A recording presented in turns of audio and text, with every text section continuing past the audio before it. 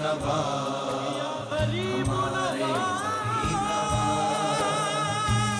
کے غریب نواز ہمارے غریب نواز سب کے غریب نواز ہمارے بسم اللہ الرحمن الرحیم الہی تاب ود خورشید و ماہی چراغ چشتیاں را روشنائی خواجہ خواجگاں معین بے کساں سلطان الاولیاء ہند الولی نائب الرسول فی الہند حضرت خواجہ سید معین الدین چشتی اجمیری رحمۃ اللہ تعالیٰ علیہ خطہ بر صغیر میں اسلام، دین، اخلاقیات، نظام، ولایت، طریقت، معرفت اور حقیقت کے تاجدار نبی پاک صلی اللہ علیہ وسلم کے حکم سے ہندوستان کی طرف عازم سفر ہوئے۔ راستے میں لاہور قیام کرتے ہوئے حضرت ابو الحسن علی بن عثمان الحجویری حضرت داتا گنج بخش علیہ الرحمہ کی بارگاہ میں 40 روز تک چلہ کش ہوئے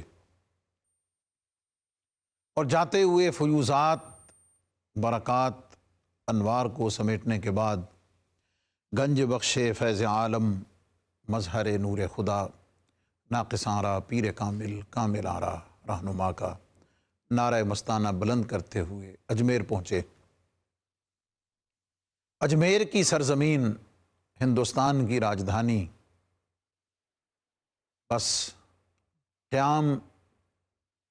کیا رکھا، قیام کیا فرمایا، قدم کیا رکھا، اس خطہ کو بقعہ نور بنا دیا، مرکز اسلام بنا دیا۔ سلسلہ چشتیہ کی بنیاد، عروج اور کمال کے تمام سوتے پھوٹے اور یہ خطہ بر صغیر غریب نواز، غریب نواز، غریب نواز کی صداؤں سے گونج اٹھا۔ آج بھی یہ خطہ، یہاں کے رہنے والے جب بھی آپ کا نام نامی اس میں گرامی آئے تو عقیدت، محبت سے اپنی نگاہوں کو جھکا لیتے ہیں۔ آج کے اس وقت میں ہم حضرت خواجہ غریب نواز کی تعلیمات کے عنوان سے چند ارشادات آپ کی خدمت میں گوش گزار کرنے جا رہے ہیں، اور ان ارشادات کی بنیاد آپ پر لکھی جانے والی چند تحقیقی کتب، جن میں امیر خرد کرمانی کی سیر الاولیاء، جمالی کی سیر العارفین، ابو الفضل کی آئین اکبری اور پروفیسر آرنلڈ کی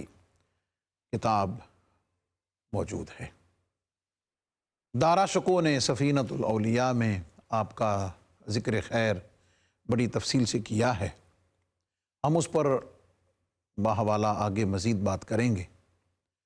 لیکن یاد رہے کہ حضرت خواجہ سید معین الدین چشتی اجمیری رحمۃ اللہ تعالیٰ علیہ نے اپنی تعلیمات اور تبلیغ اسلام کے لیے قرآن و سنت کو بنیاد بنایا، اور قرآن مجید کی آیہ کریمہ ادعو الی سبیل ربک بالحکمہ والموعظۃ الحسنہ وجادلہم باللتی ہی احسن، اس کو اپنی بنیاد بنایا۔ اسی طرح قرآن مجید فرقان حمید کی آیات بینات میں سے ادفع باللتی ہی احسن فاذا الذی بینک وبینہ عداوۃ کأنہ ولی حمیم، ان آیات کا مظہر بنے، نبی پاک صلی اللہ علیہ وسلم کے فیوزات، انوار و تجلیات کا مظہر بنے، اور اس خطہ بر صغیر کو آپ نے اپنی شخصیت، تعلیمات، محبت اور خدمت کے ذریعے بقعہ نور اور مرکز اسلام بنایا۔ چند وہ بنیادی چیزیں جو آپ کی تعلیمات اور آپ کے ارشادات کی بنیاد ہیں، میں ان کو مختصراً ون بائی ون آپ کی خدمت میں عرض کرتا ہوں۔ آپ کا منہج تبلیغ وہ حکمت، اخلاق اور حسن کردار ہے۔ یہ تین چیزیں کہ آپ نے بڑی حکمت کے ساتھ، حسن اخلاق کے ساتھ اور حسن کردار کے ساتھ اس پیغام سرمدی اور پیغام ابدی اس کو آگے بڑھایا۔ چنانچہ آپ کے اسی طریقہ تبلیغ اور منہج تبلیغ کا یہ نتیجہ ہوا کہ اللہ رب العزت کے کرم سے آپ کی تبلیغ کا انداز سادہ لیکن نصیحت بھرا، اخلاق بہت اعلیٰ اور روحانی تاثیر اور اس کے ساتھ عمل بالاخلاص کی ایسی اسپرٹ موجود کہ آپ کو دیکھنے والا، آپ کی مجلس میں بیٹھنے والا اور آپ کے ارشادات کو سننے والا اور آپ کے حلقہ ارادت میں آنے والا جب آپ کی بارگاہ میں پہنچ گیا تو آپ کی صورت دیکھ کر، اور صورت حسین کیوں نہ ہو، کہ آپ آل نبی، اولاد علی اور چشم سیدہ کائنات سیدہ فاطمہ الزہرا رضی اللہ تعالی عنہا کا نور ہیں۔ تو ظاہری حسن و جمال ہو، حسن کردار ہو، اخلاق ہو یا اخلاص ہو، آپ نے اس کی بنیاد پر اسلام کے پیغام کو آگے بڑھایا۔ اور جیسے میں نے عرض کیا سورۃ النحل کی آیت نمبر 125 کہ آپ نے اللہ رب العزت کی طرف، دین کی طرف حکمت اور اچھی نصیحت کے ساتھ بلایا، اور ان کے ساتھ جب ضرورت پڑی بحث و مباحثہ کی تو آپ نے احسن طریقے کو اختیار فرمایا۔ اور اگر میں یہ کہوں کہ آپ نے شمشیر کردار سے، آپ نے اپنے کردار، علم عمل کے کردار سے آپ نے لوگوں کے دلوں کو مسخر کیا، لوگوں کے دلوں کو فتح کیا، اور ان کے دلوں میں نور اسلام اور نور ایمان کی وہ شمع فروزاں کی کہ جس کی چمک اور جس کی روشنی سے آج بھی یہ خطہ بقع نور بنا ہوا ہے۔ تیسری چیز کہ آپ نے اپنی تعلیمات میں، اپنے منہج تبلیغ میں جس چیز کو مرکزی حیثیت دی، بنیادی حیثیت رکھی، وہ صرف اور صرف ایک تھی، اور وہ ہے شریعت اسلامیہ کی مرکزیت، کہ آپ نے ایک بال کے برابر بھی قرآن و سنت کی تعلیمات، ارشادات اور اس کی نورانیت سے انحراف نہیں فرمایا، اور اپنی تبلیغ اور اپنی تبلیغی مساعی کا مرکز آپ نے صرف اور صرف شریعت اسلامیہ کو قرار دیا۔ اور آپ کا یہ ارشاد ہے، آپ فرماتے ہیں کہ فرض کی ادائیگی کے بعد، فرض کی ادائیگی کے بغیر اللہ کے حقوق ادا نہیں ہو سکتے، اور سنت نبوی صلی اللہ علیہ وسلم سے انحراف نبی پاک علیہ السلام کی شفاعت سے محرومی کا سبب ہے۔ یہ اصل میں تصویر ہے، یہ اصل میں عکس ہے، یہ اصل میں عملی نمونہ ہے اس حدیث قدسی کا کہ جس میں نبی پاک صلی اللہ علیہ وسلم نے فرمایا کہ اللہ رب العزت فرماتا ہے کہ کوئی بندہ میرے قریب ان چیزوں سے بڑھ کر نہیں ہو سکتا، وہ چیزیں جو میں نے اپنے بندے پر فرض کی ہوئی۔ آپ کے منہج تبلیغ، تعلیم اور تربیت میں، تعلیمات میں آپ نے اس کو صرف شریعت کے ظاہر تک نہیں رکھا، بلکہ آپ اس کے ساتھ ساتھ ایک ہی وقت میں شریعت کا مظہر بننے کے ساتھ ساتھ آپ کی شخصیت ایک ہی وقت میں طریقت کا بھی مظہر ہے، معرفت کا بھی مظہر ہے اور حقیقت کا بھی مظہر ہے، کہ آپ کی خدمت میں آنے والے، مجلس میں بیٹھنے والے جو عام لوگ ہیں، وہ جب آپ کی مجلس میں، آپ کے حلقہ ارادت میں اسلام قبول کر کے آپ کے مجلس میں اور آپ کی صحبت میں آئے تو پہلا درجہ اور پہلا مرحلہ شریعت اسلامیہ کے ظاہر کو، ارکان اسلام اور ان پر پابندی کو سب سے پہلی بنیاد قرار دیا، اور اس کے بعد پھر ان میں سے ان کے طبعی میلانات، رجحانات اور ان کی تربیت کے انداز اور ان کی دلچسپی کے مطابق پھر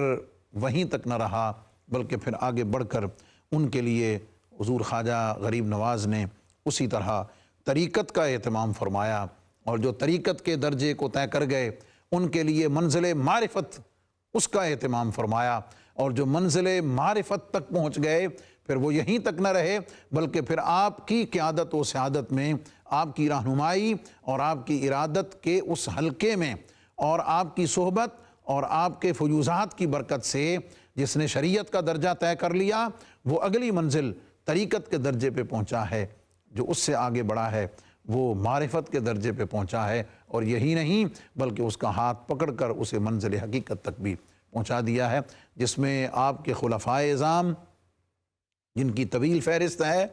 اور ان کے بعد لاکھوں لوگ مختلف روایات کے مطابق لاکھوں لوگ کہ جو آپ کی تبلیغی مساعی، آپ کی حکمت عملی کی وجہ سے اسلام کے دامن میں آئے، اور ان میں سے پھر چنیدہ وہ خاص لوگ جو آپ کے خلفاء اور آپ کے انوار و تجلیات اور روحانی تربیت کا مظہر بنے، وہ اس پورے خطے میں پھیلے، اور جس کے نتیجے میں یہ اسلام کا نور پوری اس خطہ بر صغیر میں بڑھا اور پھیل گیا۔ شریعت کی پابندی کے حوالے سے دلیل و عارفین میں یہ موجود ہے کہ آپ فرماتے ہیں کہ شریعت میں ثابت قدم ہو جانے کے بعد، شریعت میں ثابت قدم ہو جانے کے بعد دوسرا مرتبہ طریقت کا ہے، طریقت کے بعد پھر درجہ معرفت کا ہے، اور اس کے بعد درجہ حقیقت کا ہے، اور آپ فرماتے ہیں کہ مرتبہ حقیقت اور منزل حقیقت وہ ایک ایسا مقام اور مرتبہ ہے کہ جس جگہ پہ سالک پہنچ جاتا ہے تو آپ فرماتے ہیں کہ اس جگہ پہ پہنچنے والا پھر اللہ رب العزت کی بارگاہ سے جو طلب کرتا ہے اللہ رب العزت اسے عطا فرماتا ہے۔ آپ کے منہج تبلیغ اور تربیت میں ایک بنیادی چیز اپنے شیخ کی نسبت سے رسوخ اور اپنے مرشد کامل کی اطاعت ہے۔ کیوں کہ آپ نے اپنے ان تمام فیوضات اور ان تمام چیزوں کو اپنے شیخ کامل سے حاصل کیا،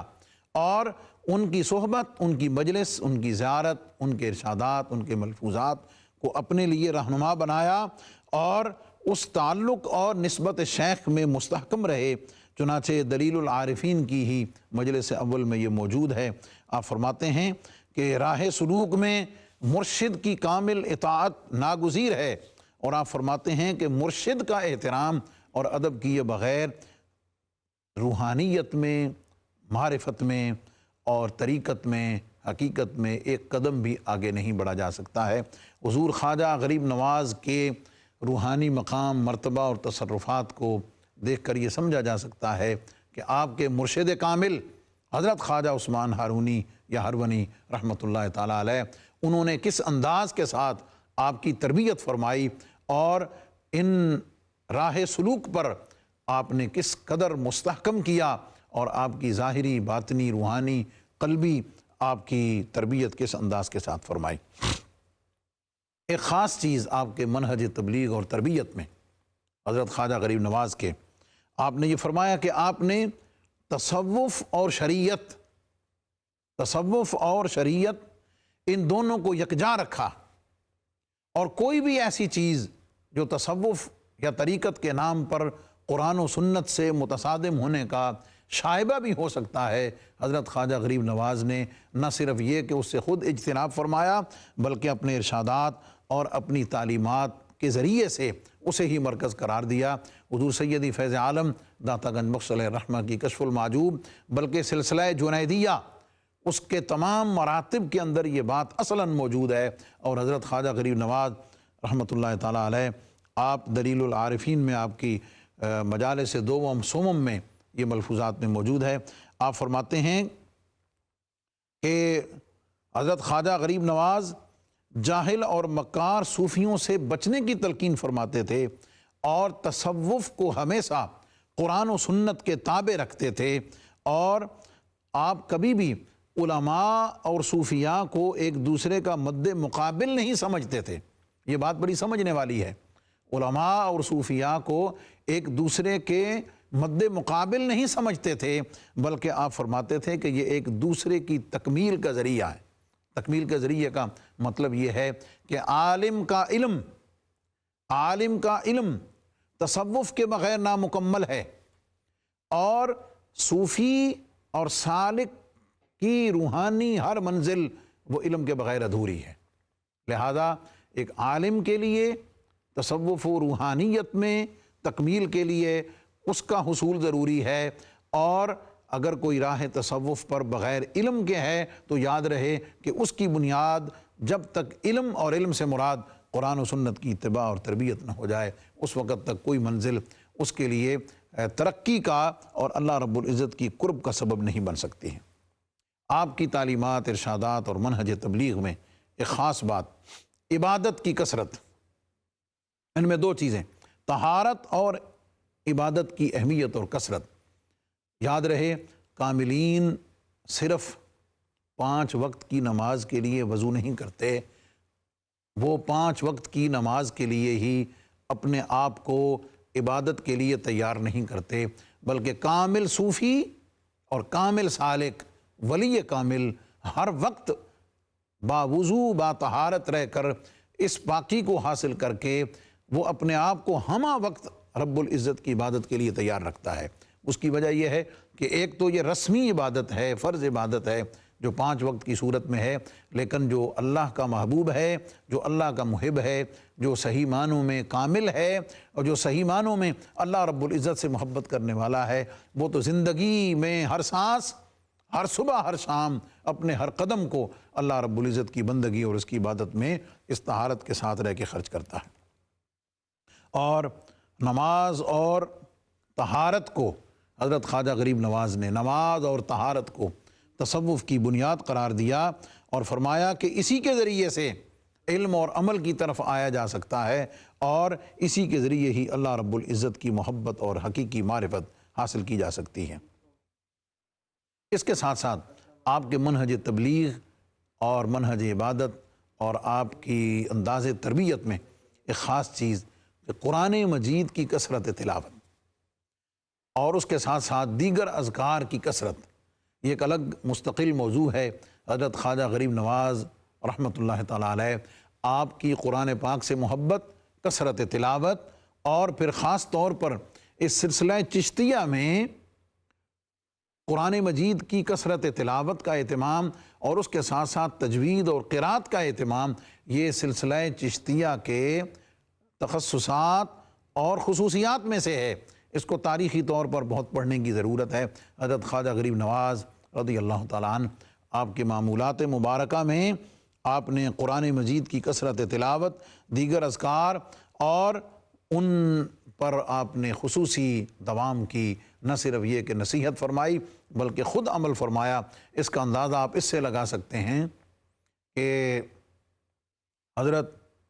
قطب الدین بختیار کاکی، ان کے خلیفہ حضرت بابا فرید الدین مسعود گنج شکر، جو حضرت خواجہ غریب نواز کے آپ کہہ لیجئے کہ دادا مرید ہیں، ایک واسطے کے بعد پھر آپ خلیفہ ہیں، آپ کے بارے میں ملتا ہے کہ جس حجرے میں آپ عبادت ریاضت فرماتے تھے اس حجرے کے کونے میں حضرت بابا فرید نے 5000 قرآن مجید کی تلاوت کی ہوئی ہے۔ کیوں کہ آپ نے اپنے شیخ حضرت خواجہ قطب الدین بختیار کاکی کو اور انہوں نے اپنے شیخ اکبر حضرت خواجہ غریب نواز کی قرآن پاک سے محبت، قرآن مجید کی کثرت سے تلاوت اور قرآن مجید کی اس انوار و تجلیات کو تلاوت کے ذریعے سمیٹنے کے مظاہر اور مناظر کو اپنی آنکھوں سے دیکھا ہوا تھا۔ حضرت خواجہ غریب نواز کے منہج تبلیغ اور انداز تربیت میں خاص بات کہ آپ نے تصوف، شریعت، عبادت ان چیزوں کو یکجا رکھا، شریعت کو، عبادت کو، تصوف کو یکجا رکھا، لیکن اپنے آپ کو اس تک محدود نہیں رکھا بلکہ ان عبادات کے ساتھ، عبادت کے ساتھ خدمت کو یقینی بنایا، اور خدمت خلق، خدمت انسانیت کو آپ نے اپنے تمام روحانی واردات اور اللہ رب العزت کی رضا کا سبب بنایا، اور آپ کی پوری زندگی مخلوق خدا کی خدمت میں گزری۔ ان کے ایمان کی فکر کرنا، ان کے عمل کی اصلاح کرنا، ان کو اسلام میں داخل کرنا بھی یہ مخلوق خدا کی خدمت ہے، لیکن اس کے ساتھ ساتھ ان کی پریشانیوں میں ان کی داد رسی کرنا، ان کی مدد کرنا، یتیموں، بیواؤں، مسکینوں کی خدمت کرنا، ان کی داد رسی کرنا، یہ آپ کی تعلیمات اور آپ کے منہج تربیت کا بنیادی عنصر رہا۔ آپ کے نزدیک آپ فرماتے ہیں کہ اعلیٰ ترین عبادت یعنی مخلوق خدا کے حقوق میں سے اعلیٰ ترین عبادت یہ ہے کہ مصیبت زدہ کی مدد کی جائے، بھوکوں کو کھانا کھلایا جائے اور بے سہارا لوگوں کا سہارا بنا جائے۔ حضرت قطب الدین بختیار کاکی رحمۃ اللہ تعالیٰ علیہ نے اس حوالے سے آپ کی زندگی کے بہت دلچسپ واقعات کو ذکر کیا ہے، اور اس سلسلہ چشتیہ میں خاص طور پر مخلوق خدا کی خدمت کو بنیاد قرار دیا گیا ہے۔ اس کے ساتھ ساتھ اپنی مجلس اور محفل میں بیٹھنے والے تمام سالکین اور مریدوں کی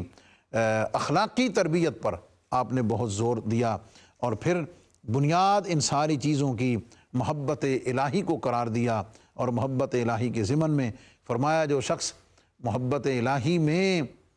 مبتلا ہو جاتا ہے اسے اللہ کے ذکر میں خوشی ہوتی ہے، وہ دنیا سے قطع تعلق کرتا ہے، اور وہ اپنی اور دوسروں کی حالت دیکھ کر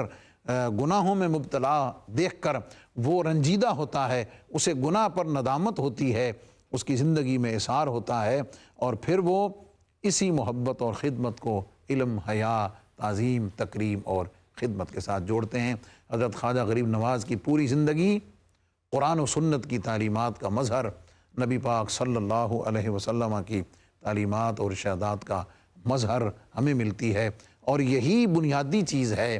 تصوف کی یہ اصل میں بنیاد ہے، اور جس کے ذریعے سے انہوں نے اپنی محبت کے پیغام کو خدمت کے ذریعے سے، اپنے حسن اخلاق، اپنے حسن کردار کے ذریعے سے آگے بڑھایا، ایک جہان کو اس سے نہ صرف متاثر کیا بلکہ منور کیا، اور ایسے روحانی حصار میں لیا کہ آج صدیاں گزرنے کے بعد بھی لوگوں کی زبان پہ جب غریب نواز کا لفظ آتا ہے تو ان کی نگاہیں ادب سے جھک جاتی ہیں۔ رب العزت ہمیں حضرت خواجہ غریب نواز کی تعلیمات پر، ان کے منہج تبلیغ، انداز تربیت کو سمجھنے کی، اس پر عمل کرنے کی توفیقات عطا فرمائے۔ وآخر دعوایا ان الحمدللہ رب العالمین، والسلام علیکم ورحمۃ اللہ وبرکاتہ۔ ہمارے غریب نواز، سب کے غریب نواز، ہمارے غریب نواز، سب کے غریب نواز۔